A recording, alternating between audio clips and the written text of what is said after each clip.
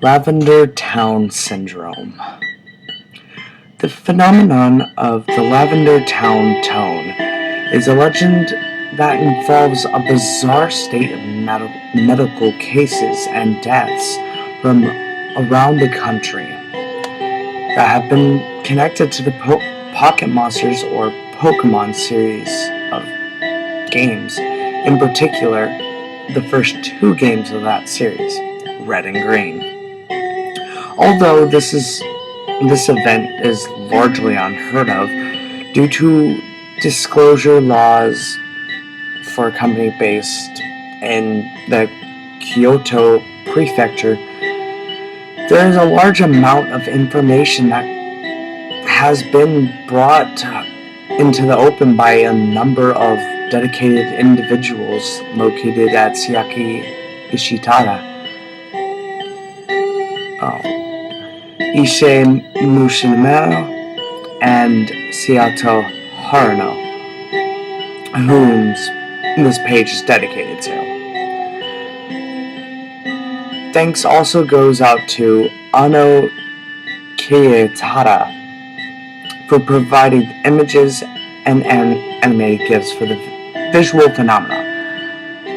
The analysis will discuss the other phenomena that is often occurred with the Lavender Town tone, known as the White Hand Sprite, Ghost Animations, and Buried Alive model, as well as the semi-related developer tag that was inserted into the game and how to safely perform these Easter eggs in post-first wave categories.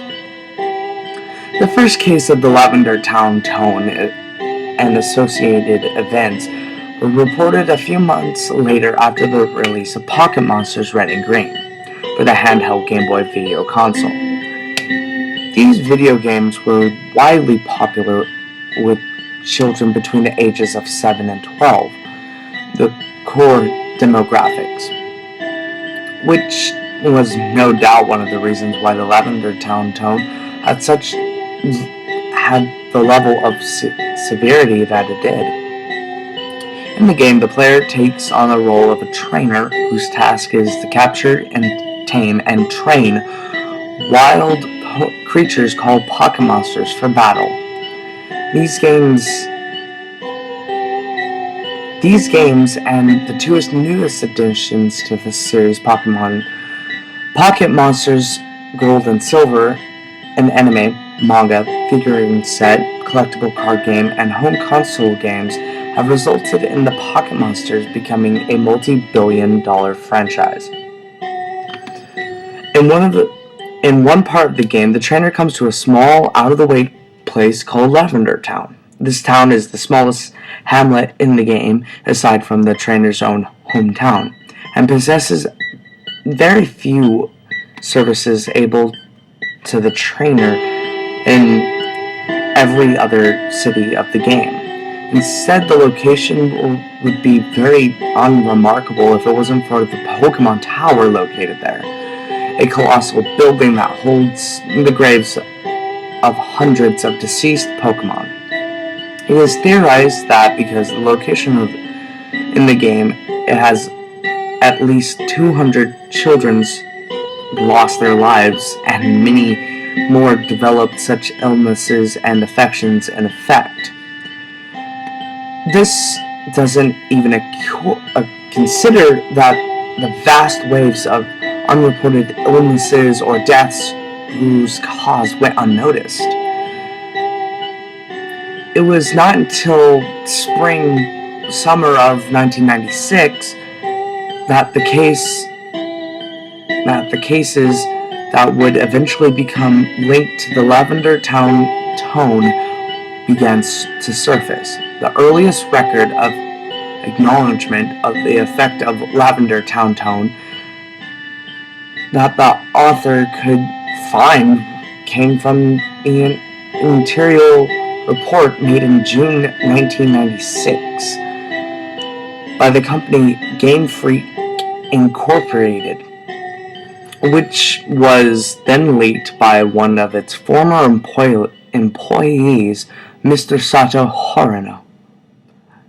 In it, the employees gave a list of names, dates, and symptoms records of the children between the ages of 7 and 12 who suffered various medical problems as resulting of playing Pocket Monsters Red and Green. Some records are listed below with a full listing in Appendix A. It should be noted that entireties in the appendix also include symptoms born not from Lavender Town tone, but also called the White Hand Sprite, Ghost Animation Barium Alive Model, all of which are visual phenomena that provoked similar but distinct symptoms. For more details on Part 2. The document was circulated internally was the first time that these incidents had been connected with the Pocket Monsters video game. And until then, the cause had not been discovered or diagnosed by medical professionals. Indeed, it is uncertain how the company themselves managed to find the cases related to the event without seeking advice from health services. April 12, 1996. Absurd sleep phenomena. Severe migraines, horniatata tinnitus. May 23rd, 1996. General irritability, insomnia, addiction to video games, nosebleeds, developed into violent streaks against others and eventually himself. April 26, 1996. Cluster headaches, irritability, eventually took mixed painkillers. And finally, March 4th, 1996, migraines, sluggish and slow behavior, irresponsibleness, developed into deafness and went missing. Body occurred besides the road, April 20th, 1996. These names have been censored only due to the protection of the family.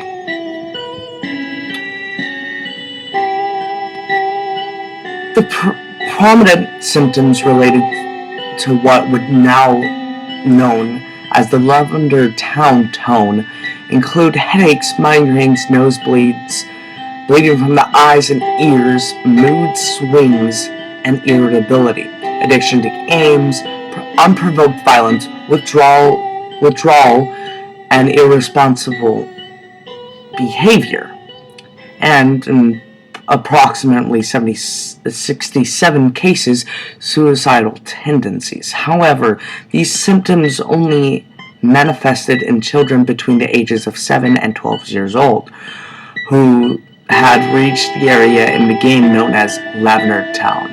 Most of them were revealed to have been wearing headphones or earphones while playing the game at the time. As it turned out, the developers of the Lavender Town area sought to make an area that would leave an impression on the player. According to Seikei Ushitada, a member of the development team, Seikei claimed that the time of the development, a number of the team were interested in making the Lavender Town a little bit different from the rest of the game. The Pokemon Tower is visible as a result of that, Seikei told Game Dimensions magazine in an interview earlier that year. That the fact that Lavender Town is so different from all the other cities in the game It is smaller, has fewer people occupying it, no gym, and of course, the music is very, very eerie.